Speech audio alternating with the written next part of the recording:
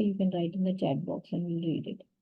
तो माइंडफुलनेस एक ऐसी चीज है that we're using as a form of therapy now, but उसकी एवरीडे लाइफ में जिनके पास डिसऑर्डर्स या कोई भी इलनेसेस नहीं है उसके एवरीडे एप्लीकेशंस काफी सारे हैं. तो आई टेक यू एकदम, विल स्टार्ट एकदम बेसिक से एंड स्केल इट अप. सबसे important question is, let's begin with emotions. एक सिंपल एग्जांपल लेते हैं. Everyone here has experience with traffic jam, I believe. Traffic jam में अटके हैं, ट्रैफिक जैम की वजह से प्रॉब्लम्स आए हैं. तो let's consider very simple example कि 10 गाड़ियां एक ट्रैफिक जैम में अटकी हैं एंड कुछ 2 घंटे हो गए हैं और कोई भी गाड़ी एक भी अपनी जगह से हिली नहीं. क्या लगता है आपको ये 10 गाड़ियों के ड्राइवर्स के क्या क्या रिस्पॉन्सेज हो सकते हैं वो ट्रैफिक में अटके हुए? सिंपल क्वेश्चन, क्या रिस्पॉन्स हो सकता है? 2 hours in one place in a traffic jam. It's a simple question. Try.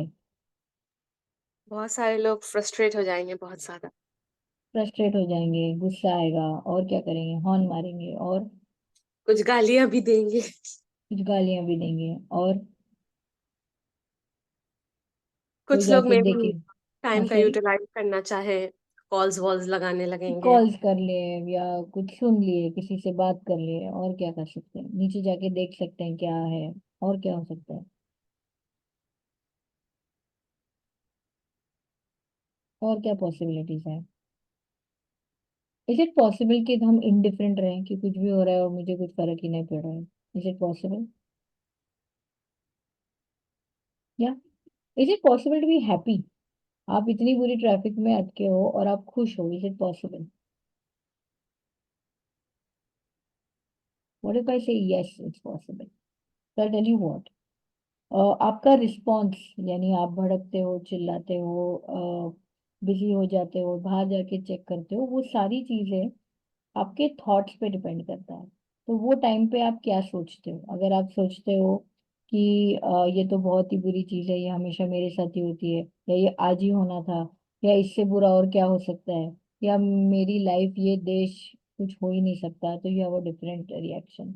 अगर तुम सोचोगे मैं कर भी क्या सकती हूँ, और 8 लोग मेरे साथ अटके हैं, I can not help it at all, you will have a different response. अगर आप इस टाइम में ऐसे सोचे कि अच्छा है लेट हो गया, मुझे जहाँ मैं जा रही हूँ वहां पे वैसे भी जल्दी नहीं पहुंचना था, या अगर आप कोई ऐसे इंसान के साथ अटके हो जो आपको बहुत टाइम बाद मिला है और आपको उसके साथ टाइम स्पेंड करना है, तो खुश भी हो सकते हो. तो वो टाइम पे जो सोच आती है, फिर वो सोच किस चीज पे डिपेंड करती है? हर इंसान वही सिचुएशन में अलग अलग चीज सोचता है. अगर ट्रैफिक जैम सेम है तो सबका सोचने का तरीका वही जैम में अलग क्यों है? Try. Not able to here?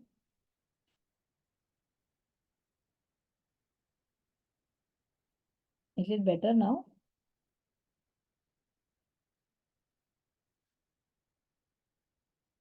Our minds work differently. Yes, what else?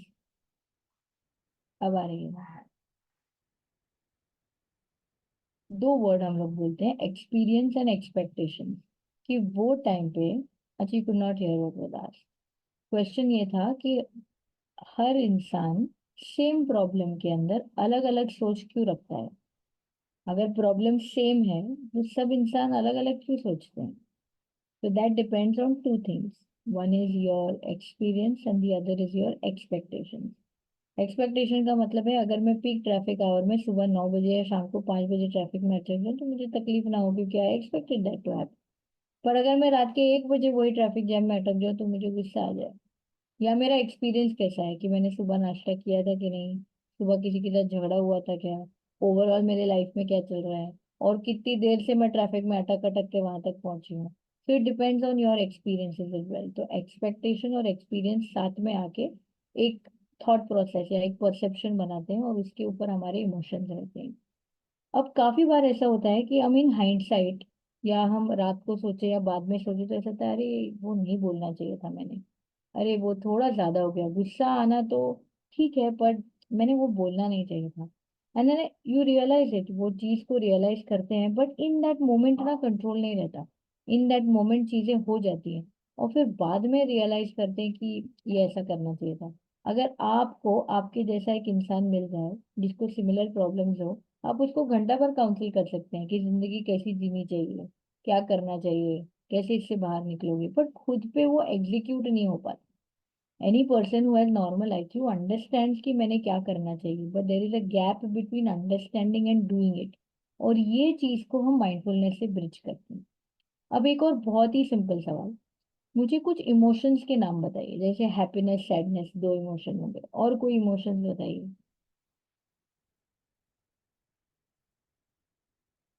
Simple. Anger, yes, very good, what else? Fear, okay. Helplessness, और we say there are six basic emotions: happiness, sadness, anger, guilt, jealousy और embarrassment। ये हर इंसान को होता है, ये एक 2.5 साल के बच्चे को भी होता है और एक ओल्ड एज इंसान को भी होता है।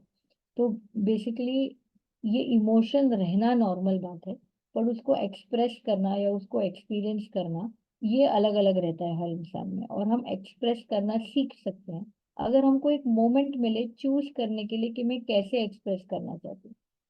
अब क्या होता है, यूजुअली हम जब लोगों को पूछते हैं कि आपको गुस्सा आ रहा था तब आप क्या सोच रहे थे, या आपको डर लग रहा था तो आप क्या सोच रहे थे, या एंग्जाइटी हो रही थी तो क्या सोच रहे थे, बोले हमें कुछ सोच नहीं रहा था, सिर्फ मुझे फील हो रहा था, मुझे गुस्सा आ रहा था, मुझे फियर हो रहा था, या मुझे जो कुछ भी एक्सपीरियंस हो रहा था।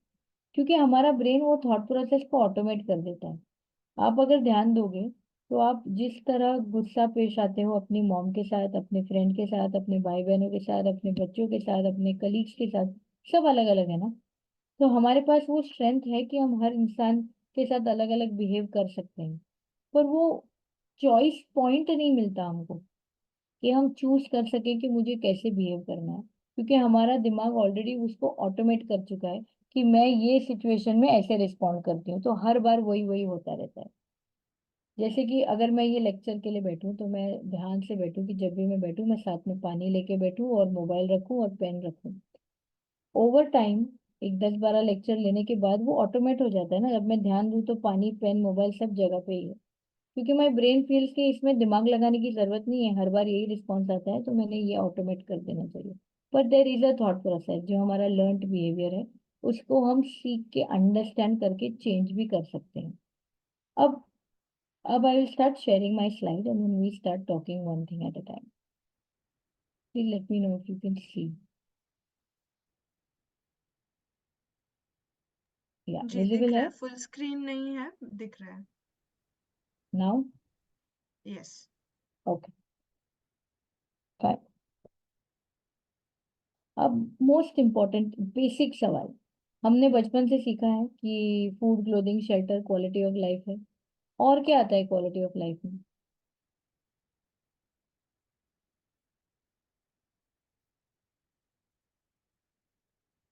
क्वालिटी ऑफ लाइफ में और क्या आता है? अभी तो डेफिनेशन काफी बदल चुका है। Quality of life can not be only food, clothing, shelter, what else is there now?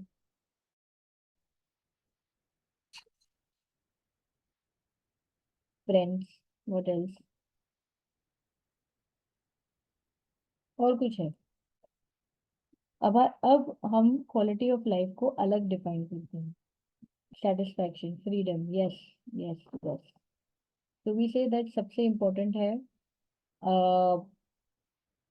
अनरिफ्रेशिंग sleep, refreshing sleep, कि मुझे सुबह उठ के फ्रेश लगे, कि whenever I go to sleep it's irrelevant मैं कितने घंटे सोऊं, मैं कितने बजे सोऊं, बट मुझे सुबह उठने के बाद फ्रेश लगे।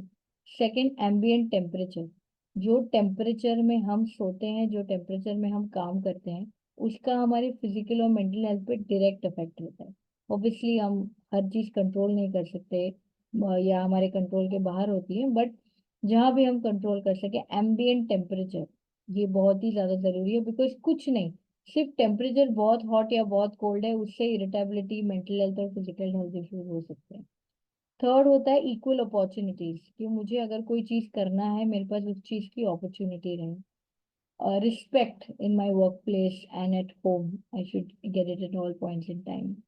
And other most important thing is that I should be able to experience a sense of uh, freedom, a sense of freedom in the choices I make. कि मैं जो कर रही हूँ, it's not, I'm not learning to be helpless कि मेरे पास कोई option नहीं है, but I have a option to choose how I want things to be. अब ये चीजें हमारी बेसिक क्वालिटी ऑफ लाइफ है, और अक्सर इन चीजों को मेंटल हेल्थ इश्यूज की वजह से हम फुलफिल नहीं कर पाते. So that's what we're going to try and understand on how it can be helped. अब एक बहुत ही सिंपल सवाल, आप लोग repeat it once again. Quality of life की बात करें. क्वालिटी ऑफ लाइफ में आता है refreshing sleep, ambient temperature, respect and equal opportunities to grow and freedom to choose. ये चीज़ें बेसिक हैं जो हमको एक अच्छी क्वालिटी ऑफ लाइफ के लिए इम्पोर्टेंट है. Most important thing I forgot, non gadget form of recreation, कि मैं जो चीज़ों से अपने आप को रिक्रिएशन करती हूँ वो नॉन गैजेट रहे. यानी कि ऐसा नहीं कि मेरे फ्री टाइम में आई स्क्रॉल ऑन रील्स और आई वॉच अ मूवी और रिलैक्स करूँ, but something that is not related to gadget. It could be anything. It could be shoeing, it could be going out for a walk, writing, reading, anything, but it has to be non-gadget form of recreation, because we believe gadgets can never be a form of recreation. Now I ask you a very, very simple question. How do you all express anger? The people who are in the chat today. Uh, आप लोग anger को कैसे express करते हैं?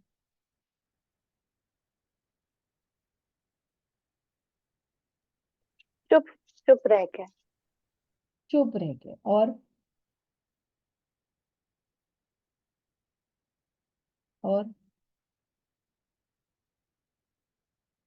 blaming, shouting, yes.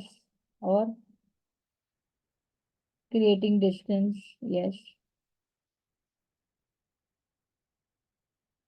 So most people either are extremely aggressive, abusive, या तो withdraw कर देते हैं. कुछ लोग रोने लगते हैं. कुछ लोग एक का गुस्सा दूसरे पे निकालते हैं. जिस पे गुस्सा आया है उस पे नहीं निकाल सकते, वो कोई एल्डर है या नॉट रीचेबल है, तो किसी और पे गुस्सा निकाल देते हैं. That happens commonly. Also, another way of expressing anger is sarcasm. करते हैं ना लोग, कि जो सारे लोग बोलते हैं हम कुछ नहीं, बैठते चुप बैठते हैं, वो थोड़े टाइम बाद सार्कास्टिक हो जाते हैं उस सिचुएशन में. या पैसिव अग्रेशन, कि मैं वो इंसान को इनडायरेक्ट हार्म पहुंचाऊं. इनडायरेक्ट हार्म यानी इफ सपोज मैं अपने रिसेप्शनिस्ट को टाइम पे पगार ना दूं, तो वो पेशेंट को बोलने लगे कि मैडम आज छुट्टी पे है, आज घर चले गए, आज लेट आने वाले हैं, to cause me indirect harm. Yes, taunt is sarcasm, जहाँ हम गुस्से को एकदम सटली अलग अलग सिचुएशंस में टॉन्ट की तरह रिलीज करते हैं. That yes, that is a form of expressing anger. Why we are talking about anger is that जब हम एंग्री होते हैं तो we are so caught up in your thought process and the emotion of feeling anger and thought process of इतना था, क्योंकि ये तो अनएक्सेप्टेबल है, तो होना ही नहीं चाहिए था. मैं ये मैंने उसको सुनाना चाहिए, मैंने उसको बताना चाहिए. They are taking me for granted. कि यू मिस आउट कि even when you are caught up in that emotion, there are also changes in your body. तुम्हारी ब्रीदिंग थोड़ी शैलो हो जाती है, तुम्हारे मसल्स थोड़े टेंस हो जाते हैं, तुम्हारे फोरहेड पे थोड़ा स्वेट आता है, पाम्स पे स्वेट आता है, and all of this is also happening. And that is your moment, that is the moment you can choose that how I want to respond. But हम उस मोमेंट को मिस कर देते हैं, और अक्सर इन हाइंडसाइट सोचते हैं कि मैंने ऐसे नहीं करना चाहिए था, वैसे करना चाहिए था. I'll give you a very simple example of this choice point that I'm talking about. It has its application in procrastination, है जो लोग टाइम पे चीजें नहीं करते हैं. वेल, मेरे ना क्लिनिक के नीचे एक रिबन्स एंड बलून्स का केक शॉप है, और जब भी मैं क्लिनिक की तरफ बढ़ती हूँ ना, तो मेरे दिमाग में डिबेट शुरू हो जाता है कि यार एक पेस्ट्री खा लेती हूँ. एक तो दिमाग बोलते नहीं, ऐसे ही वजन बढ़ता है, बिल्कुल भी नहीं खाना है. तो किसी का बर्थडे भी नहीं है दूर दूर तक, एक खाने से क्या फर्क पड़ेगा. नहीं, एक लेती हूँ और आधा रिसेप्शनिस्ट को दे दूंगी. आधे से क्या होगा.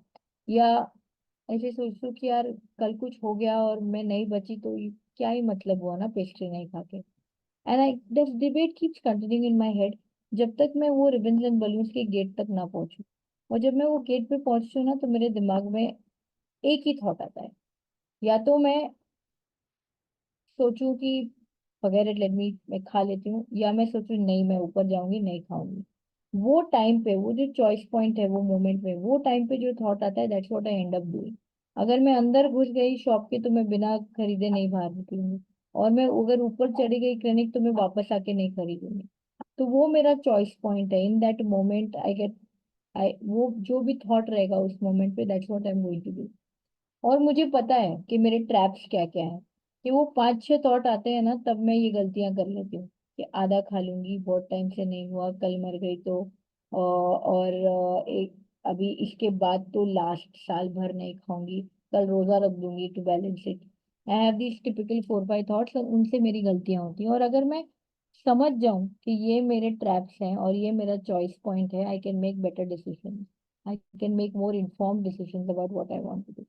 And this recognizing this moment of my thought process and my body sensation is what is mindfulness. And gradually I'm going to teach you how you can do it in your everyday life.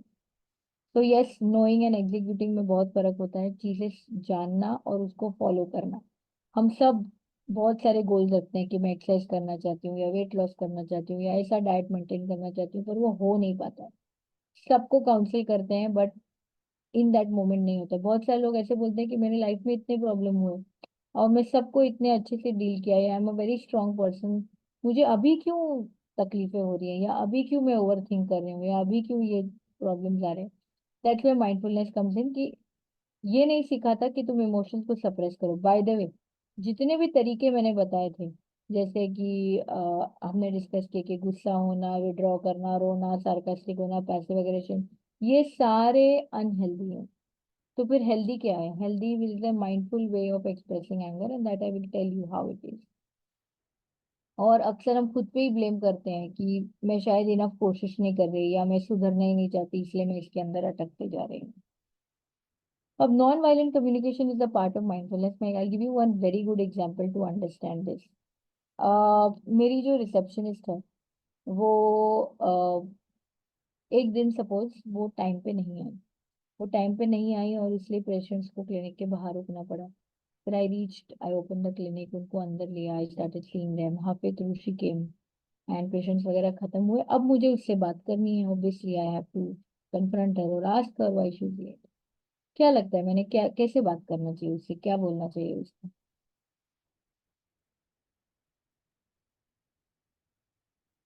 Can anyone try?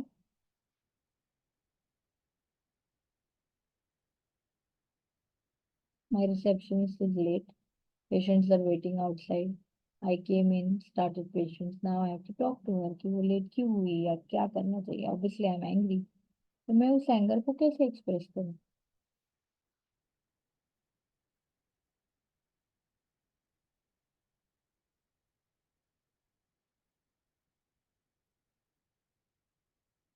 ठीक है, तो हाँ, एक तो मैं direct सवाल पूछूं कि क्यों लेट हुए, क्या रीजंस थे, then she give me a list of reasons. If I tell her कि हमेशा ऐसे ही होता है, आई कट योर सैलरी, या ऐसा अगर होता रहा तो बिल्कुल नहीं चलेगा, कल से time, I've handled today's situation, but try not to repeat it. By the way, what happened to you? Okay, this is what I can do. Or I can get angry, or I can give her an ultimatum, or I can confront her. Either way, she'll go outside thinking, ठीक है आज का matter solve हो गया, कल का कल देखेंगे।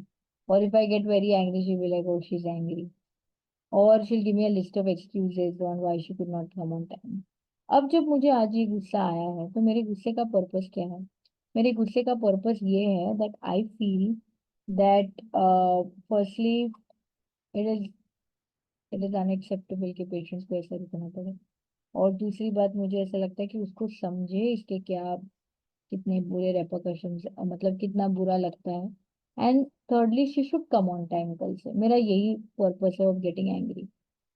Now there is a very normal human tendency कि जब भी हम किसी इंसान को किसी चीज के लिए क्रिटिसाइज या ब्लेम करते हैं कि तुमने ऐसा किया, या तुम ये होकर के क्या करते हो, या तुम हमेशा ऐसे करते हो, the most common response is that people will either give excuses for their behaviour, अरे मेरे साथ तो ऐसा हुआ, या ये रीजन से मैं नहीं कर पाई, और they will they will blame you also फिर कि तुमने भी तो उस दिन ऐसा किया था, या तुम भी तो हमेशा ऐसे करते हो। एंड देन फिर वो पॉइंट ही शिफ्ट हो जाता है, हम कोई और डिस्कशन में लग जाते हैं। या तो वो एक्सक्यूजेस डिस्कस करते हैं या अपने आप की सफाई देते रहते हैं कि हमने जो किया वो क्यों किया। But either way the point is lost. When you are making a conversation with somebody, obviously हमको हमारा गोल साथ दिमाग में रखना है कि मुझे गुस्सा क्यों आया है, और ये गुस्से को ठीक करने के लिए what are the changes I expect. ये चीज को दिमाग में रखते थर्ड स्टेप आता है कि मैं इस तरह से बात करूं। फर्स्टली तो I take the blame of कि तुम टाइम पे नहीं आ पाए। ऐसा नहीं कि तुम टाइम पे नहीं आए, that gives room for excuses. फिर you tell me the train, the bus, the rain, I am not interested. I want to tell her that I understand completely. So तुम टाइम पे नहीं आ पाए, नहीं तुम लेट आए, तुमने ऐसा क्यों किया, तुम टाइम पे नहीं आ पाए। What I felt because of it, I felt very embarrassed. I felt extremely embarrassed कि पेशेंट्स बाहर होते थे। सेकेंड एंड थर्ड, एकदम सिंपल को क्रिएटिंग सोल्यूशन कि अपन इसके बारे में क्या कर सकते हैं, हम लोग क्या करेंगे इस चीज के बारे में। Now she comes up with the solution कि ठीक है यार, मैंने टाइम पे आना चाहिए या whatever. So in this situation, very very simply, I have to understand कि मुझे क्या एक्सप्रेस करना है। But to do all this, if I am angry and I am caught up and all absorbed by the anger, the only response that will come out of my mouth is either a taunt, या मैं initially पूछूंगी कि क्या हुआ था, and then I justify her behaviour कि if says कि बारिश की वजह से, तो बारिश है तो सबको पता है जल्दी निकलना चाहिए, मम्मी बीमार है तो इन्फॉर्म करना चाहिए, या अगर लेट हो रहे हो तो बताना चाहिए, या अगर इतने बीमार हो तो नहीं आते, किसी और को भेज देते। So I keep justifying her excuses कि ये एक्सक्यूज वैलिड नहीं है, बट वो कन्वर्जेशन ही पॉइंटलेस है। Here I tell her very specifically, I understand your excuses are genuine, तुम टाइम पे नहीं आ पाए, आई फेल्ट एम्बेरेस्ड, हम इसके बारे में क्या करेंगे। Now she comes up with the solution and the chances of her following through and coming on time from tomorrow are higher. This is called nonviolent communication, and it cannot happen by just doing it if you don't correct your thought processes. If you are not aware कि ये situation है, ये मेरे thoughts हैं, ये मेरे emotions हैं, और मैं ये thoughts को change करना चाहती हूँ, बट वो मुझे उतना mindfulness होना चाहिए कि ये वो moment में चल रहा है। And for that we are going to use mindfulness. अब हमको मेडिटेशन के बारे में पता है, हमने सुना है मेडिटेशन के बारे में, but meditation and mindfulness are very different. Can anyone try, what is the difference between meditation and mindfulness?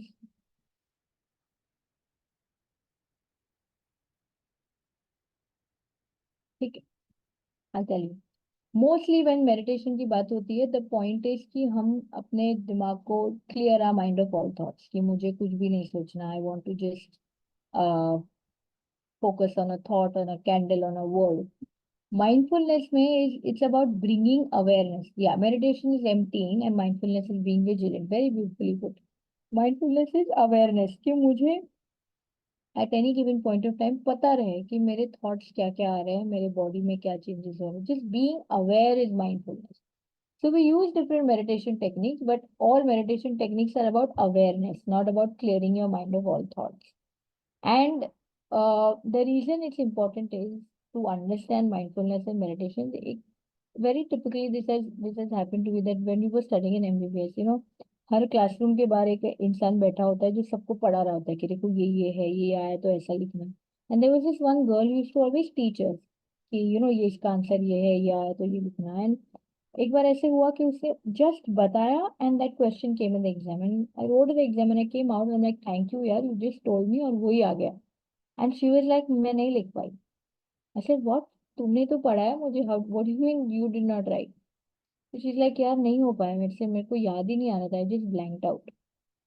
This happens to a lot of people जिन्होंने वाइवा दिए हैं, उनको पता है कि वाइवा से बाहर निकलते ही एकदम फ्लड हो जाता है दिमाग सारे आंसर्स के साथ कि अब तब क्यों नहीं जवाब आया, या इंटरव्यू में क्यों नहीं जवाब आया, अब बाहर क्यों आ रहा है।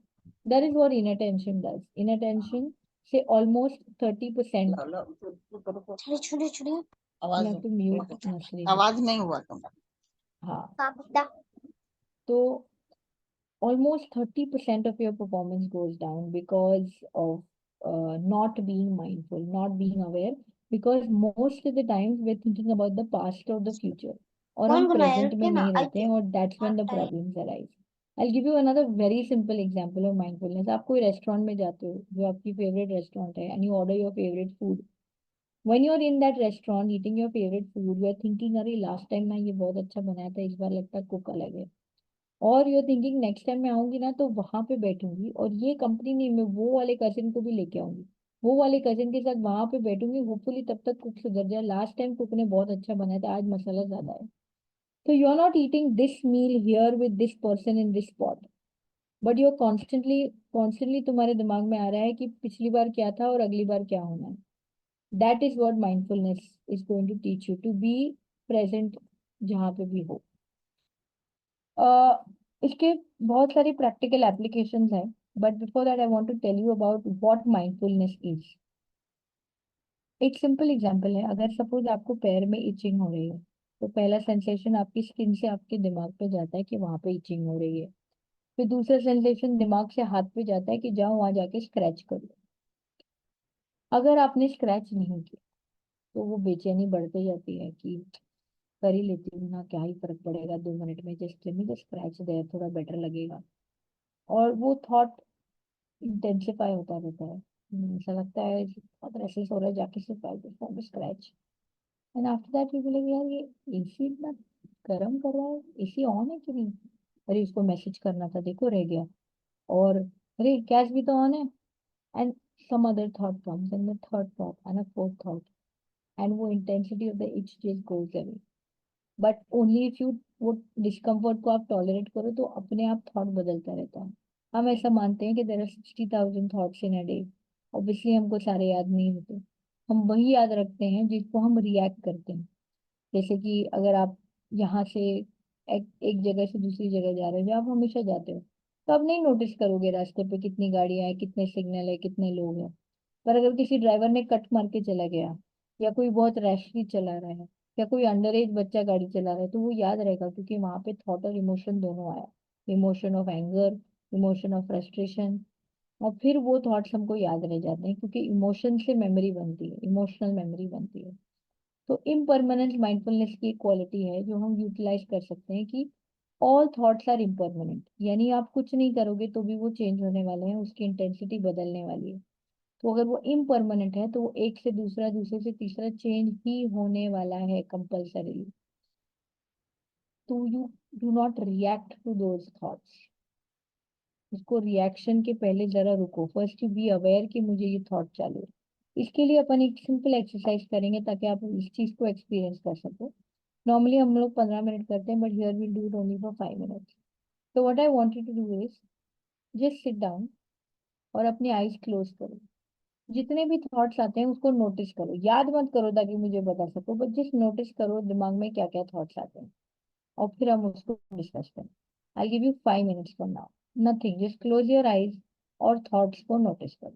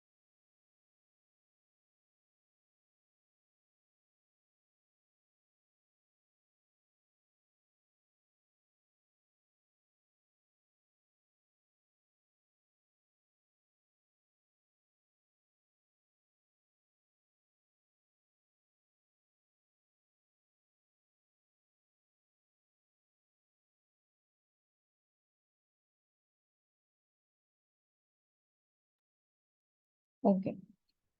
कोई और कोई शेयर करना चाहेगा कि दिमाग में क्या क्या थॉट्स आए?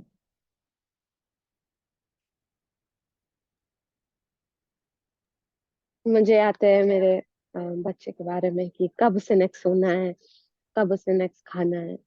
नहीं फिर नहीं, आता अभी है, क्या है, अभी ये 5 मिनट। यही आ रहा था।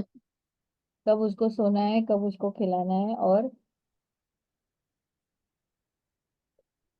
ये 10 मतलब 10,000 किस्म के बहुत सारे। हाँ वही पूछ रही हूँ ना, ये 5 मिनट में क्या क्या है? एलर्जी हो रही है। तो फिर अब उसका क्या करना है, आज जल्दी सो जाना है। और तो यूजुअली यूजुअली जब, हाँ आप कुछ बोल रहे हैं हमारा। हाँ, मुझे थॉट्स ही नहीं आ रहे थे। आई जस्ट स्टार्टेड आसपास की जो आवाजें हैं मैंने उस या पे फोकस करना शुरू किया। I usually correct. Practice mindfulness, तो शायद इस वजह से फिर मेरा पूरा ध्यान मेरी बॉडी पर जा रहा था। देन आई स्टार्टेड रियलाइजिंग कि कहाँ पर क्या पेन हो रहा है, and then I started getting worried, अरे कोई तो थॉट आ जाओ। ठीक दैट ठीक सॉर्ट है। Of a thing was happening. ठीक है, so I tell you what, mostly जब when we ask people do 15 minutes, thoughts range from कल का खाना टू यहाँ का स्मेल टू ये बॉडी में इधर इचिंग हो रही थी, थोड़ी भूख भी लग रही थी, टेम्परेचर भी ठीक नहीं था, बच्चे का ये करना है, ये सब काम बचा है। सो इट रेंजेस फ्रॉम, कुछ सेंसेशन रहता है, कुछ इंटेंशन रहता है, कुछ इम्पल्सिव रहते हैं, कुछ इमेजेस आते हैं पास्ट प्रेजेंट के, कुछ फीलिंग्स आता है हैप्पी सैडनेस वरी के, and all of that is mixed, and तुम कोई भी थॉट इधर से उधर पुल पुश नहीं कर रहे हो all the time. I'll just read something in the chat. हाँ, all the time you're not pulling pushing any thought, वो अपने आप ही change करे. So the idea of doing this was to make you realize impermanence, कि thoughts are impermanent. तुम कुछ नहीं करोगे तो भी they keep changing from your physical sensations to something that happened in the past to anything at all. So thoughts, if you don't react to them, they are going to change to something else that is impermanent. Second is beginner's mind. Now most of the things जो हम अपने life में देखते हैं वो सारी चीजें देखी हुई है ना, कुछ नई चीज हार्डली कुछ आती है। But for a 2 year old the whole world is new, no, everything that they see, everything that they experience नई है, नया है या पहली बार है। तो माइंडफुलनेस ऐसा बोलता है कि चीजों को see them as if for the first time, कि ऐसा प्रेजुडिस नहीं रखने का कि ये लेक्चर ऐसा होने वाला है, या ये मेरे से होएगा ही नहीं, या ये बच्चा हमेशा ऐसे ही बोलेगा, ये एक्सपीरियंस ऐसा रहेगा, ये रेस्टोरेंट ऐसा रहेगा। But experience it as it for the first time, because most of the times क्योंकि हम एक जजमेंट बना के चलते हैं, वो चीज ऑटोमेटिकली वैसे ही शेप हो जाती है। तो if you go as it for the first time, it makes a difference. Like यानी आप सिंपल रेस्टोरेंट में अगर खाने को गए, तो हाउ योर प्रेजुडिस और expectation of how it should be, वो कैसा रहना चाहिए, उसके ऊपर आपका एक्सपीरियंस ही खराब हो जाता है। Non judgemental is being non judgemental of your own emotions, ये एक बिगिनर्स माइंड का एक्सटेंशन ही है, कि चीजों के बारे में जजमेंट ना रखें, but as if for the first time उसको एक्सपीरियंस करें। और नॉन स्ट्राइविंग का मतलब है कि माइंडफुलनेस अचीव किया नहीं जा सकता, इट्स अ प्रैक्टिस। तो आप छोटी छोटी चीजों में उसको प्रैक्टिस करेंगे और gradually you will see that it makes a difference in the way you are functioning. अब एक्चुअल माइंडफुलनेस करना कैसे है? फॉर्मल मेडिटेशन बहुत सारे हैं, बट मोस्टली लोग करते हैं तो या तो बोर हो जाते हैं या तो सस्टेन नहीं कर पाते। तो हम लोगों को इनफॉर्मल मेडिटेशन सिखाते हैं, ग्राउंडिंग मेडिटेशन सिखाते हैं, फॉर डिफरेंट थिंग्स। एक तो रिएक्शन एंड रिस्पॉन्स के बारे में बात की है, कि हर इंसान को पता है उसने कैसा करना चाहिए, पर वो मोमेंट नहीं मिलता, वो चॉइस पॉइंट नहीं मिलता कि मैं चूज करूँ मैं कैसे रिएक्ट करना चाहती हूँ, and that is the difference between reaction and response. Overthinking, pain, intrusive thoughts and cancer, ये चारों चीजों में माइंडफुलनेस की direct example research which says कि आप अगर 20 मिनट्स दिन में मेडिटेट करोगे तो with in 8 weeks you will C a difference, you will actually notice a difference in the way you pay attention, in the way you focus, in the way you function. तो दो तीन चीजें हैं। एक तो हमारे थॉट्स को और हमारे बॉडी सेंसेशंस को अवेयरनेस में लाना। इसके लिए हम बेसिक टाइप ऑफ मेडिटेशंस करते हैं। सबसे पहले वी डू ग्राउंडिंग, जो हम अभी करेंगे। So just close your eyes and follow the instructions that I'm asking you to do. This is very useful for over thinking. या कभी कभी लगता है कि जरूरत नहीं है इतना सोचने की, या मैं कहाँ से शुरू करके कहाँ पे आ गई, मैं क्यों इतना सोच रही हूँ, सोचने से काम जल्दी या आसान तो नहीं हो रहा है, then why am I thinking about it. You should do grounding and this is how you do grounding. So close your eyes and listen to the instructions. Listen to all the sounds that you can hear right now. अभी आपको जो जो चीजें सुनाई दे रही हैं उसको अपने अटेंशन में लेके आना। नजदीक और फार अवे मेरी आवाज के साथ साथ और क्या क्या आवाजें आ रही हैं उसको नोटिस करो।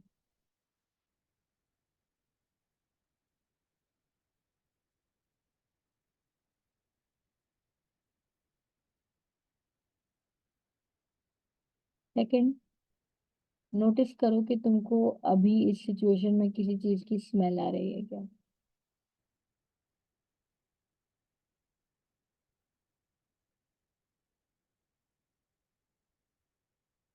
नोटिस कि जो भी तुमने लास्ट खाया था उसका आफ्टर टेस्ट है क्या तुम्हारे मुंह में।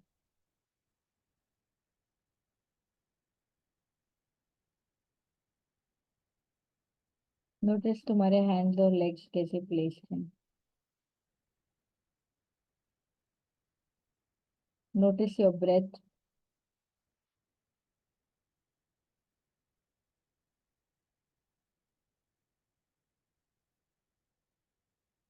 कैसे हर सांस अंदर या बाहर जाती है तो कैसे नोस अपने नोज से अंदर बाहर होती है, और कैसे आपका चेस्ट और एब्डोमेन मूव करता है विद ईच ब्रेथ।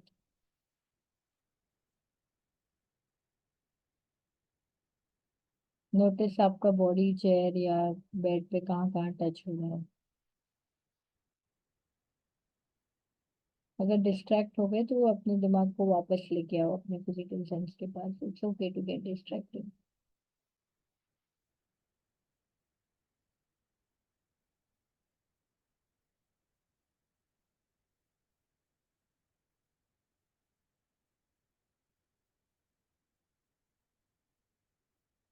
रब योर हैंड्स टुगेदर। हैंड को फेस पे रखो और धीरे से आंखें बंद।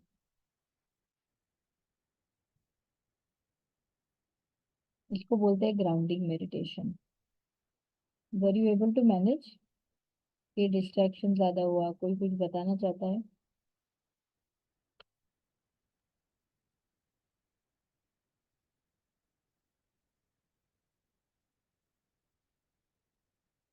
नोबडी? ठीक है। तो इसको ग्राउंडिंग मेडिटेशन बोलते हैं और ये एक्सट्रीमली यूजफुल है। उसका एक लिंक भी है, I can send you in the and, जहाँ पे उसको आप गाइडेड तरीके से फॉलो कर सकते हैं। Pain, a lot of times लोगों को पेन रिलेटेड इश्यूज होते हैं कि अक्सर डॉक्टर बोलते हैं कि जितना पेन इनको हो रहा है वो नहीं होना चाहिए। वो क्योंकि पेन एक सब्जेक्टिव एक्सपीरियंस है ना। तो कोई भी सिचुएशन में एक सिंपल सा सवाल पूछती हूँ, पेन और सफरिंग में क्या फर्क है?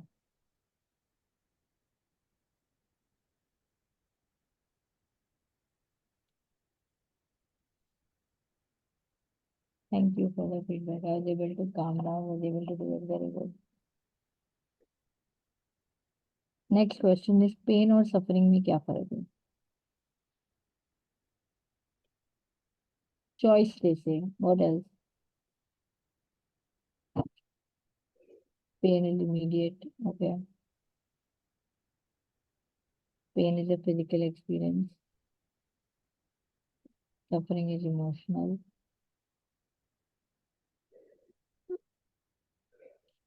So pain can be physical, it can be emotional also. To give you a very simple example, suppose मेरा पैर दुख रहा है, सुबह से मेरा पैर बहुत दुख रहा है, and I'm complaining about it all morning कि आप पैर दुख रहा है, पैर दुख रहा है, पैर दुख रहा है। और फिर अचानक से मेरे एक फ्रेंड का फोन आता है और मैं घंटा भर उससे बहुत अच्छे से बात कर लेती हूँ।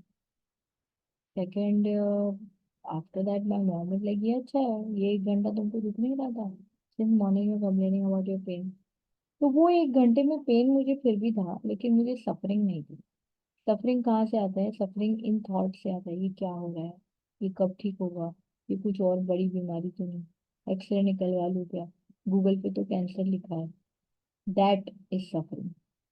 तो suffering is a choice. Pain तो रहता है, तो कोई तकलीफ हुई फिजिकल या इमोशनल, कितने टाइम तक तुम उससे सफर करना चाहते हो, वो एक चॉइस है। Intrusive thoughts, like give you a very simple example. I had a patient a couple of years ago. वो कहती थी कि उसको ना जब भी कुरान देखे या कोई होली बुक्स देखे, तो उसके ना दिमाग में एक पॉटी का इमेज आता था, and she was so disturb by it. या ऐसा लगता था कि मैं यूरिनेट कर रही हूँ, या पॉटी का इमेज, या समथिंग और दी अदर। बोले whenever I want to pray, तो मुझे दिमाग में ये इमेजेस आने लगते हैं, and she felt so guilty कि यार मैं ऐसे कैसे सोच सकती हूँ, या why is this happening to me. She developed a lot of compulsions, हाथ वगैरह धोने लगी, बार बार दुआ पढ़ने लगी to get it out, but it was just not good. That is very classical of intrusive thoughts. तो वो उस चीज के लिए नहीं आई क्योंकि वो उसको लगता था कि वो उसी की सोच में फॉल्ट है।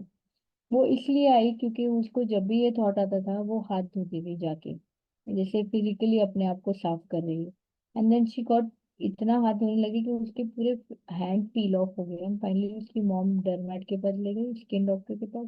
फिर वहां से वो मेरे पास आई रेफर होके, तो बोला कि अरे मुझे हैंड वॉशिंग बंद करना है। फिर उसके थॉट्स के बारे में पता चला कि अरे ये प्रॉब्लम है। तो मेडिकेशन काउंसलिंग हेल्प करती हैं, but only to an extent. और एक वो एक्सटेंट जो मेडिसिन जहाँ खत्म होती है और वहां से रिकवरी या इम्प्रूवमेंट का जो रास्ता है, वो इस चीज में है कि मैं उस डिस्कम्फर्ट को of not washing my hand को टॉलरेट करना सीखूं। तब जाके वो धीरे धीरे कम होता है। जब तक आप वो टेंट्रम को, या जब तक आप वो अनइजीनेस को फीड करते रहेंगे, तब तक वो बढ़ता ही रहेगा, like the each that I spoke about. So that is intrusive thoughts. How do intrusive thoughts take root? Intrusive thought, उसके अंदर ऑब्वियसली बायोलॉजिकल और साइकोलॉजिकल एक्सप्लेनेशन दोनों है। बायोलॉजिकल ये है कि सेरोटोनिन डेफिशिएंट हो जाता है इसलिए होता है, और दवाइयों से इसको करेक्ट करते हैं। बट अगर आपको इंट्रूसिव थॉट्स एक पीरियड ऑफ टाइम के लिए रहा है, तो वो एक हैबिट भी बन जाती है। और कोई भी हैबिट, कोई भी दवा नहीं ब्रेक कर सकती। That comes from will power, that comes from consistency. और वो इस चीज से आती है कि I decide that I want to do it, and I want to bear the discomfort of not doing this because it's worth it. Cancer के अंदर there is ample research which says that they what they did was, एक group of people जिनका cancer similar stages पे था और similar treatment चालू था, उसको दो में डिवाइड किया। एक जन को माइंडफुलनेस दिया, मतलब they were meditating and they were focusing on their thoughts and emotions and responses, and the other को सिर्फ मेडिकल ट्रीटमेंट दिया। And in the end they observe that those who received only the medical treatment, they उनका prognosis और improvement was much lesser than those who received mindfulness. तो उसकी direct application है। Parenting के अंदर माइंडफुलनेस का बहुत इंपॉर्टेंट रोल है। अक्सर माँ बाप आके बोलते हैं कि मेरा बच्चा बहुत चिल्लाता है, या बहुत भड़कता है, या बहुत गुस्सा करता है, या बहुत जिद्दी है। जब भी वो बच्चे ने ऐसा कुछ किया है जो वो नहीं करना चाहिए, वो देखता है कि पेरेंट्स चिल्लाते हैं, या उसको डांटते हैं, या वार्निंग देते हैं, या उसकी पसंदीदा चीज लेने की धमकी देते हैं, पर उसने हमेशा यही देखा है कि गुस्सा आते हैं तो चिल्लाते हैं, घर वाले भी चिल्लाते हैं, बाकी लोग भी चिल्लाते हैं, तो वो वही सीखता है कि गुस्सा आने का रिस्पॉन्स ये है कि उसमें चिल्ला के बात करो, and then he keep doing the same thing. As a child वो अपने इमोशंस को रेगुलेट नहीं कर पाता, बट एज एन एडल्ट आप कर सकते हो। आप चूज कर सकते हो आपको कैसे रिस्पॉन्ड करना है, और अक्सर बच्चे देख के ही सीखते हैं। तो जब तक आप गुस्सा चिल्ला के करते रहोगे, वो चिल्लाना बंद नहीं करने वाला। तो in that moment to be mindful कि ये जो उसने किया है ये एब्सोल्युटली गलत है, लेकिन मैं चिल्लाने नहीं वाला, मैं उसको कामली समझाने वाला हूँ, या उसको फीलिंग्स को वैलिडेट करने वाला हूँ। ये माइंडफुलनेस इसके अंदर बहुत काम आता है, कि आप अपने थॉट प्रोसेस को ब्रेक करके या तो ग्राउंडिंग करें, या तो अवेयरनेस में लाए कि मेरे थॉट प्रोसेस कहाँ जा रहे हैं, कि दिस इज अनएक्सेप्टेबल, ये तो कर ही नहीं सकता, मैं उसको दिखाती हूँ, मैं अभी चिल्लाती हूँ, ब्ला ब्ला। उसको आप कैसे करेक्ट कर सकते हैं, ये चीज में भी माइंडफुलनेस के एप्लीकेशन आते हैं। अभी will do one more form of meditation. I hope सब लोग चाय कॉफी कुछ ना कुछ अकेले पीते रहेंगे। चाय मोस्टली, अगर चाय आप लोग पीते हैं, मोस्ट ऑफ द टाइम्स क्या होता है, हम लोग पहला सिप लेते हैं। जब पहला सिप लेते हैं जब हम लोग पहला सिप लेते हैं तो दिमाग में आता है कि ये चाय कैसी है, टेस्टी है कि नहीं, उसका टेम्परेचर कैसा है, बराबर है कि नहीं। और उसके बाद तो बची हुई चाय सिर्फ गल्प डाउन कर लेते हैं। फिर रियलाइज होता है, अरे हाँ खत्म हो गया, रख दो कप। या टीवी में या मोबाइल में कुछ ना कुछ करने बिजी हो जाते हैं। माइंडफुलनेस हमको सिखाता है कि हम उस मोमेंट में प्रेजेंट रहे। मतलब मुझे एक सिंपल सवाल का जवाब दो, टी के क्या क्या इंग्रेडिएंट्स हैं? क्या क्या है टी के अंदर?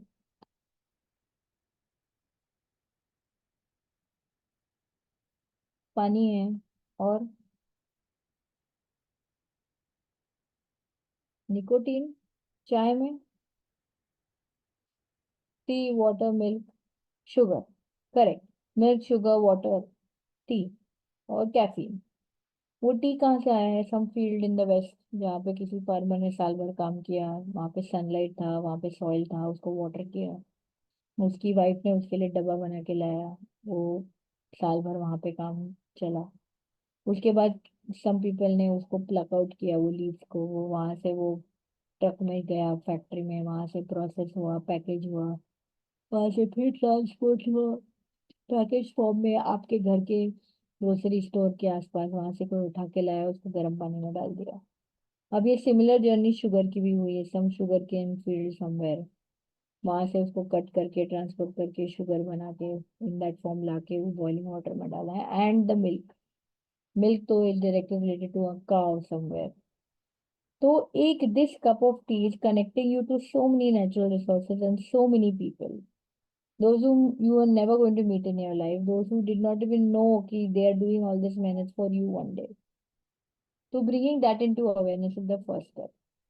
The second step is कि चाय पीने के पहले हम उसका कलर देखें, उसको थोड़ा सा हिलाए, उसका शेप देखें, उसको स्मेल करें, उसका टेम्परेचर देखें। उसके बाद एक सिप ले, बट डोंट swallow इट। जब वो मुंह में है आप उसको फिर भी स्मेल कर सकते हो वाले से your mouth. And then you notice कि सलाइवा कैसे अंदर आता है। यू नोटिस कि टंग उसको कैसे पीछे डालती है और माउथ कैसे पीछे जाता है, और फिर वो आपके गले में से होसोफेगस में पास होके नीचे जाता है। जब ये खत्म हो जाए तब अगला सिप लो। ऐसे 5 सिप करोगे तो इट बिकम्स मेडिटेशन। और ये ईटिंग मेडिटेशन तो सबसे सिंपल है। इसके अलावा बेदिंग मेडिटेशन भी होता है, नहाते टाइम पे मेडिटेशन कर सकते हैं, या वॉकिंग मेडिटेशन भी होता है। सो थिंग्स, एवरीडे थिंग्स जो आप रोज करने ही वाले हो उसको अपन माइंडफुली करो, ताकि आपके दिमाग में ज्यादा अवेयरनेस आए कि जब मैं उस मोमेंट में हूँ, जब मैं एंग्री या फ्रस्ट्रेटेड या कुछ भी होने वाली हूँ, मुझे समझे कि अब वो मोमेंट चालू है और मैं बेटर चूज करूँ, ना कि मुझे बाद में रियलाइज हो चीजें। अब इसके अलावा बहुत सारे लोगों को फिजिकल पेन्स होते हैं, या बहुत सारे लोगों को फिजिकल बॉडी में उनके स्ट्रेस रहता है, कहीं भी बैक में रहता है, कभी नी में रहता है, और वो अलग अलग पेन्स की तरह प्रेजेंट करता है। कभी ये दुख रहा है, कभी वो दुख रहा है, कभी कंफर्टेबल नहीं। इसके अंदर body scan works very well, where you are taught how to relax yourself at any given point in time. So this a short version of body scan also I want to do with you right now. अगर आप बैठे हैं और थोड़ा relax कर सकते हैं या थोड़ा इंक्लाइन हो सकते हैं तो कर लीजिए, एंड फॉलो माय इंस्ट्रक्शन। ठीक है, सिट आराम से। Notice the tip of your to.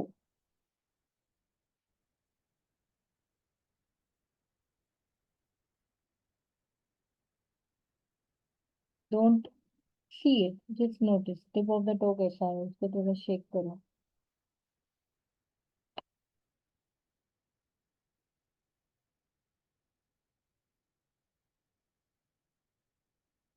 अभी अपने imagine that you're relaxing all your toes.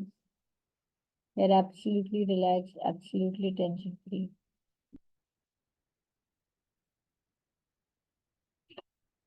Now move up to your ankle.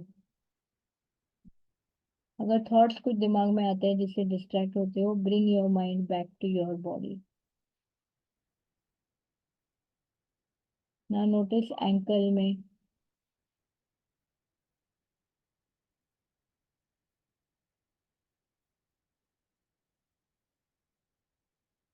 Now imagine a light passing through your entire foot and relaxing your calf, relaxing your knee, moving up and relaxing your thigh.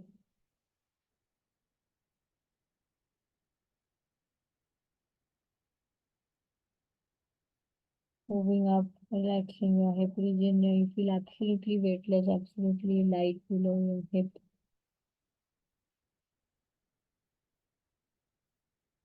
Passing through your back, your lower back, abdomen,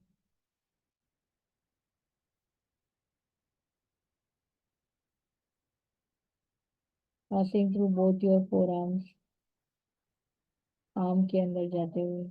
Absolutely relaxed. You feel absolutely weightless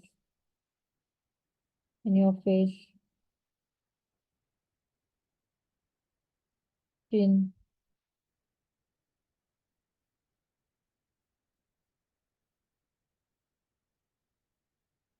in your forehead, in your scalp, back to your back. Completely relaxed. Your body is completely relaxed, and you're aware of every sensation in your body. जब भी thought से distract होते हो, bring your mind back to your body.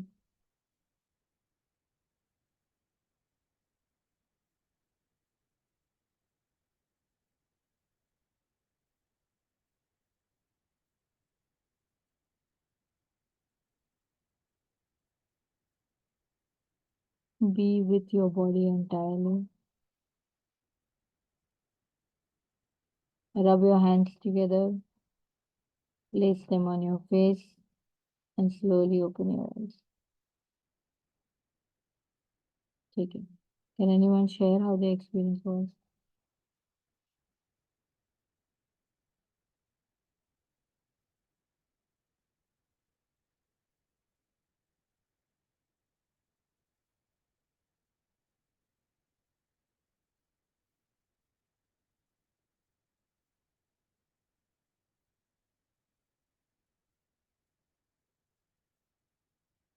Calming. Anyone else?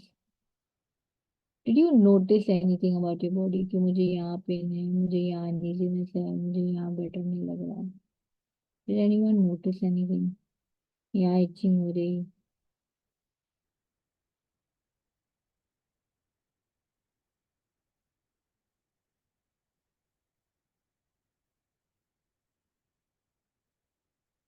Okay. और notice pain in some parts. ठीक है. So this is a body scan where gradually you get in the habit of scanning your body much faster. And so you realize it in that moment जब तुमको गुस्सा आ रहा है, frustration आ रहा है कि बॉडी स्कैन किया, अरे यहाँ पे टेंशन है, यहाँ पे ये है.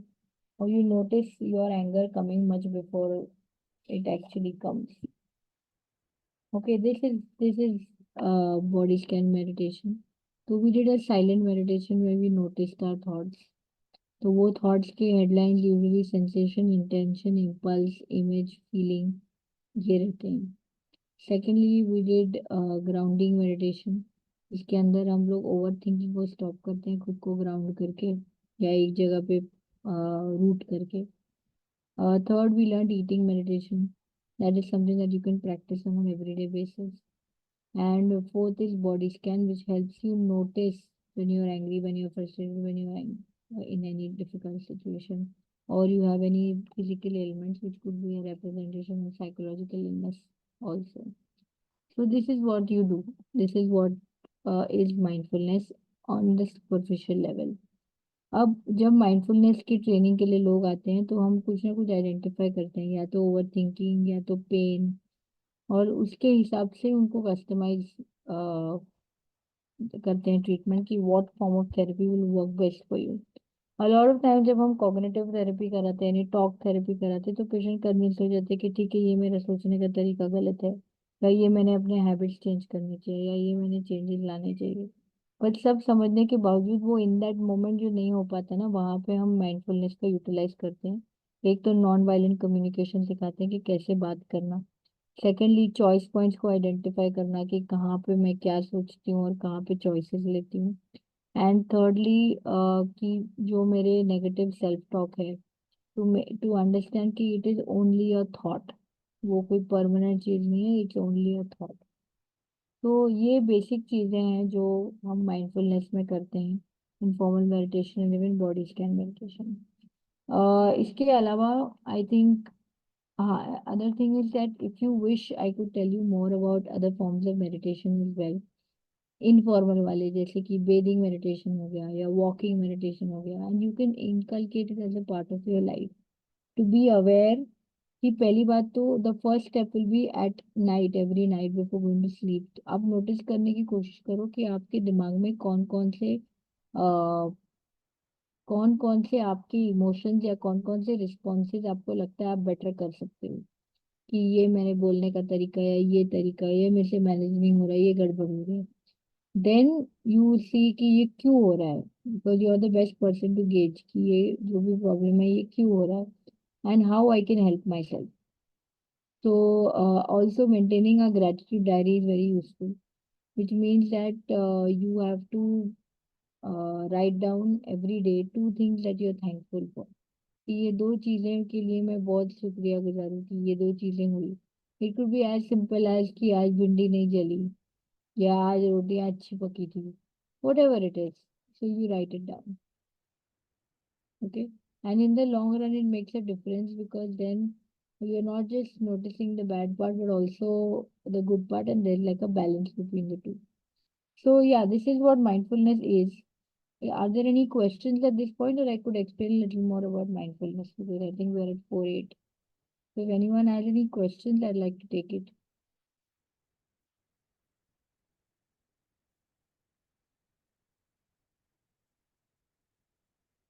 Please tell me about breathing meditation. Okay, तो breathing meditation में कैसे होता है, नॉर्मली जब हम लोग नहाते हैं, either we take the shower or the mug to take a bath, and you're bathing, you're putting, मतलब जो अपने एक्टिविटीज होते हैं वो करते हैं, and then you come out. But bathing meditation में you be aware of your body on how the temperature of the water changes once you put it up, और नीचे जाते जाते उसका कैसे बदलता है, how the soap smells, how the soap का shape is, how it feels on your hand, how it is melting on your hand, how when you apply it to different parts of your body with your eyes closed, how it feels the sensation, then how the lathering up looks, and then when you put water, how it all passes and the bubbles go away. So just using all five senses, whether you can smell it, whether you can what you can see, what is the texture, what is the shape, how it feels, हर चीज को, all five senses को awareness में लाओगे while bathing, it becomes a form of meditation. Walking meditation is also, it's to be taught actually. Suppose when you're walking like this, एक एक swing और stance रहता है, यानी ये पैर उठता है और आगे जाता है, जब इसका हील लगता है तो तब इसका फोर फुट उठता है। तो दिस जो अपना मूवमेंट होता है ना, to do it extremely slowly, और whenever you lift up your leg to put it ahead, you also notice कि मेरे फुट में, मेरे नीज के पास, मेरे हिप रीजन में, बेसिकली जब हम पैर उठाते हैं तो हिप रीजन से उठाते हैं और हमारा नी फ्लेक्स होता है, नी बेंड होता है, तो उसको भी उठा के नेक्स्ट स्टेप के अंदर रखना है, टू नोटिस मेरे कहाँ मसल्स, कहाँ जॉइंट्स, कहाँ पे वेट आ रहा है, कौन से मसल्स उठा रहा है वेट, एंड टू नोटिस कि फ्लोर पे कहाँ हील पहले लग रहा है और बाद में टोस कहाँ पे लग रहा है, बिकम्स अ फॉर्म मेडिटेशन। जिक्र और इवन नमाज for that matter is suppose to be a meditation exercise, mindfulness exercise, जहाँ पे हम अपने फिजिकल बॉडी से लेके अपने थॉट्स और हम जो चैंट कर रहे हैं उसके ऊपर पूरा फोकस रखें। मोस्ट इम्पोर्टेंटली हमको समझें वो क्या मतलब है उसका, एंड देन समझ के you be present there entirely, yes it will be a form of meditation. If you want to know more, like eating meditation का video I have put up on my Instagram, you can have a look, and also on my website I write articles on mindfulness. तो eating meditation, body scan meditation, इसके ऊपर articles भी लिखे हैं, आप thoughtmatters.info Instagram पे check कर सकते हैं। I'll just answer these questions that people have written. Please explain the concept of impermanence and its application. So impermanence is to realize, like for example, in any situation that you're in. I'll give you a very simple example. अभी बहुत गर्मी हो रही थी मुंबई में, और इतनी गर्मियों में अगर आप ट्रेन में ट्रैवल करो तो और ज्यादा गर्मी होती है। तो ना ट्रेन में टिपिकली 3-4 लोग बैठे होते हैं। एक तो बहुत गर्मी है, बहुत गर्मी है, बहुत गर्मी है, हवा कर रहा है, बहुत गर्मी है, बहुत गर्मी है। There's another person who's sitting there sweating head to toe and just sitting. There's another person जो खिड़की में जाके विंडो में जाके खड़े हो गए या डोर पे खड़े कि थोड़ा हवा खाते हैं। एंड there's another person जो एकदम गहरी नींद सोए, उनको कुछ फर्क ही नहीं पड़ रहा। एंड there's another person जो मोबाइल में गुम है। So the problem is the same for everybody. And more so you cannot help it. You cannot do anything. The train will not move any faster, the heat will not get any lesser. But in that situation, to understand that if I keep suffering because of this thought, there's really nothing I can do. I'm choosing to suffer because I can't change anything. तो in that moment just to realize कि मुझे ये thought को let go करना है, and I don't have to do anything. If you just don't stick with it, वो thought अपने आप बदल जाएगा इनटू अरे ये प्लेटफॉर्म पे नया वाला ये आया है क्या, अरे एसी ट्रेन गई, अरे ये थोड़ी हवा आ गई, अरे मैं तो उसको मैसेज करना ही भूल गई, वो कॉल कंप्लीट कर लेती हूँ, and the thought will keep changing. So in any moment, whenever you feel suffering of any kind, all you have to do is remind yourself कि thoughts are impermanent. और आपकी जितनी भी सफरिंग है, जितने भी इमोशंस है, वो अपने थॉट को रिस्पॉन्ड कर रहे हैं. तो you don't do anything at all, it's going to change. And for patients who have checking behaviour या ओसीडी वाले सिम्टम्स, उनको हम बोलते हैं कि वो चेकिंग को या वो कंपल्शन को ना करके उस डिस्कम्फर्ट को बेयर करें, तो automatically it will go on reducing in your brain. That is what it is. How to overcome overthinking? Can overthinking sometime about something else other than the issue of concern be used to divert the mind? See, diversion is not a solution for overthinking, because फिर then you'll overthink about something else. तो overthinking का end नहीं होता diversion से. But yeah, but what maybe the host can mute them.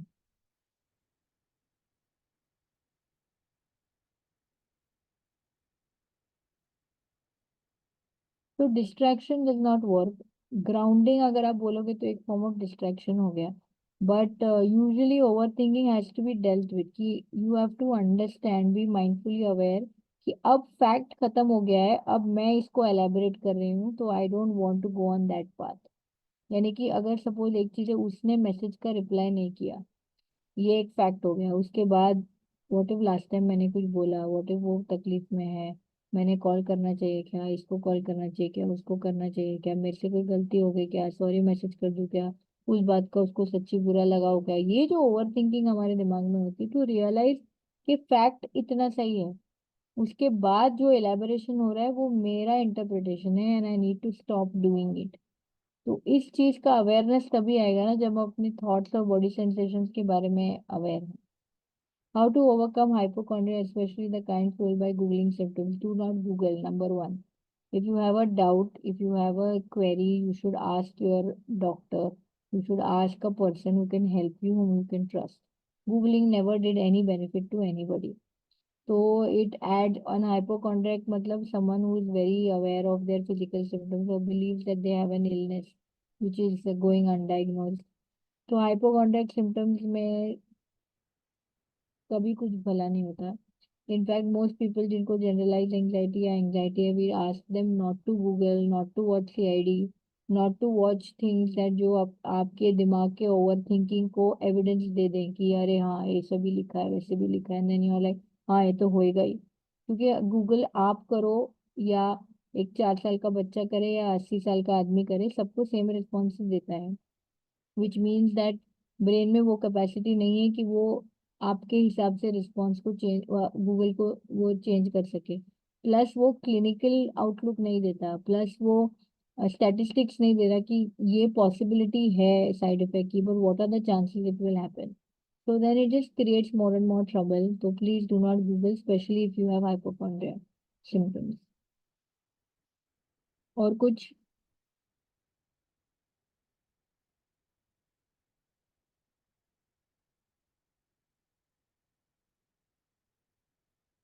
Yeah, when there is an elderly person, whenever they come around me, it triggers me mostly because of the unkind things they say. They are with me every few months. What can I do about communication with them doesn't work? So the thing is that this is a demand. That is, you're trying to change something that is beyond your control. So we believe that other people, our own past, and certain situations are beyond our control. We cannot do anything about it. We cannot change them. But if they create a certain form of negativity in our head, in our brains, or in our body and in our lives, then one तो the thing is that you avoid the presence. But if that is not acceptable, तो you have to एक क्या दो तीन चीजें होती होंगी. एक तो आप इस एंटिसिपेशन के लिए जाते हैं कि वो फिर कुछ बोलेंगे और फिर कुछ तकलीफ होने वाली है, या आप ये एक्सपेक्टेशन के साथ जाते हैं कि अब इस बार ना मुझे कुछ फर्क ही नहीं पड़ना चाहिए, वो कुछ भी बोले. Both of these are not possible. It is not possible कि फर्क ही ना पड़े. इट इज नॉट पॉसिबल कि वो वैसी चीज ना करें. तो to go with a clear head कि let's see how it happens this time, number one.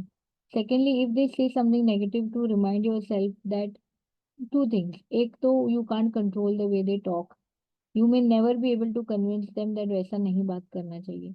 And thirdly, it is not a reflection of who I am and what I do. हम ऐसा मानते हैं कि एज ए टीनेजर जब हम बड़े हो रहे होते हैं तो हमको जो भी बोला जाता है उस टाइम पे कि तुम शॉर्ट हो, तुम टॉल हो, तुम बड़े हो, तुम अच्छे हो, तुम स्मार्ट हो, हम वो चीज़ों को एक्सेप्ट कर लेते हैं कि ये मेरी पर्सनैलिटी का हिस्सा है. तो अदर लोग हमारी पर्सनैलिटी को डिफाइन करते हैं. तो जैसे हम बड़े होते हैं ना, ये चीज़ें बदलनी चाहिए. इन द सेंस, मुझे पता होना चाहिए कि मैं कौन हूँ और मैं कैसी हूँ और मैं कैसे रहती हूँ और मैं कैसे दिखती हूँ. ना कि मुझे एक्सटर्नल लोग वैलिडेट करें या मुझे कॉम्प्लीमेंट दें या मुझे बताएं. अगर वो चेंज नहीं होता और हम फिर भी बाहर के लोगों के वैलिडेशन के लिए रुकते रहे, तब लोगों के ओपिनियन से हमको तकलीफ होती है. पर अल्टीमेटली ये है कि वो उनका ओपिनियन है, या वो जो बोलते हैं वो एक बात है. तो वो चीज is not a reflection of who I am. तो अगर वो कुछ अनटूवर्ड बोलते हैं तो वो बोलते हैं, उससे वो सच नहीं हो जाता. तो ये चीज का एक्सेप्टेंस लाना. एंड इन दैट मोमेंट जब वो बोल रहे हैं तो अंडरस्टैंड कि मुझे बुरा लग रहा है, but this is impermanent and I am not going to suffer because of it. So any task, जिक्र, लाइक आई सेड नो, नमाज के बारे में भी आई हैव एक्सप्लेन, और जिक्र for that matter is meditation, is mindfulness. It is, वो बनाया ही ऐसा गया है कि वो as a form of mindfulness या मेडिटेशन हम करें.